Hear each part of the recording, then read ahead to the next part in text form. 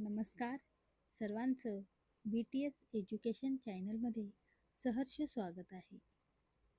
भारताचे दुसरे पंतप्रधान जय जवान जय किसान या घोषणेचे प्रणेते भारतरत्न लाल बहादूर शास्त्री आणि सत्य आणि अहिंसा या मार्गाचा अवलंब करून भारताला स्वातंत्र्य मिळवून देणारे थोर पुरुष राष्ट्रपिता महात्मा गांधी यांच्या जयंतीनिमित्त त्यांना विनम्र अभिवादन. मोहनदास करमचंद गांधी यांचा जन्म 2 ऑक्टोबर 1869 मध्ये गुजरात राज्यातील पोरबंदर येथे झाला. पोरबंदर येथेच त्यांचे प्राथमिक व माध्यमिक शिक्षण झाले. मुंबई येथे उच्च शिक्षण घेऊन ते बॅरिस्टरची पदवी घेण्यासाठी इंग्लंडला गेले. त्यांनी मुंबईत काही काळ वकिली केली. त्यानंतर पुढे आफ्रिकेत गेले व तेथेही त्यांनी वकिली केली. इसवी सन 1920 ते 1947 हा स्वातंत्र्यपूर्व काळातील काँग्रेसच्या कामगिरीचा तिसरा आणि अखेरचा कालखंड मानला जातो. तो गांधी युग म्हणून ओळखला जातो. या कालखंडात राष्ट्रीय चळवळीचे नेतृत्व महात्मा गांधी यांनी केले. त्यामुळे असहकार चळवळ ते चले जाव चळवळ या काळातील आंदोलने तीव्र होत गेली आणि 15 ऑगस्ट 1947 रोजी देशाला स्वातंत्र्य मिळवून देण्यात चळवळ व नेतृत्व यशस्वी झाले.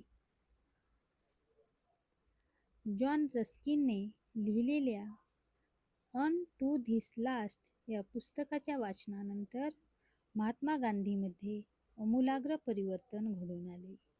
स्वातंत्र्य व समता यासाठी लढा देणारा नेता म्हणून आफ्रिकेत त्यांना मान्यता मिळाली.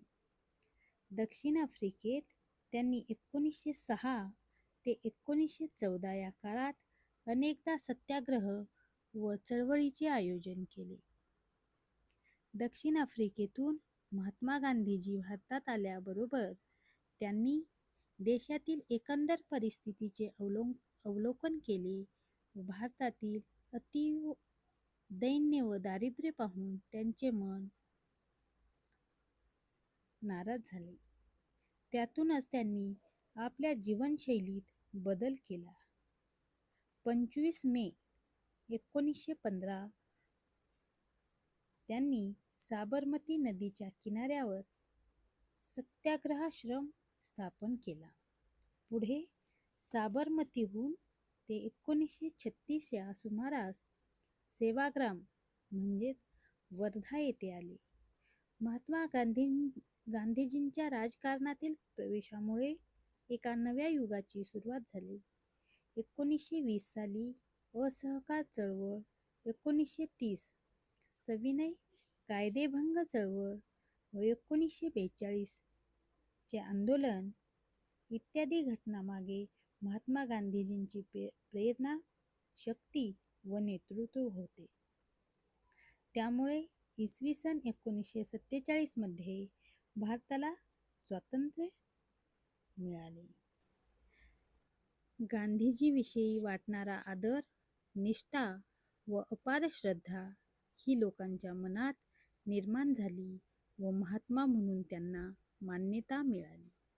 स्वतंत्र भारतात राष्ट्रपिता म्हणून त्यांचे स्थान संस्मरणीय आहे. सत्य, अहिंसा या शाश्वत मूल्यांचा वारसा त्यांनी जगाला दिला.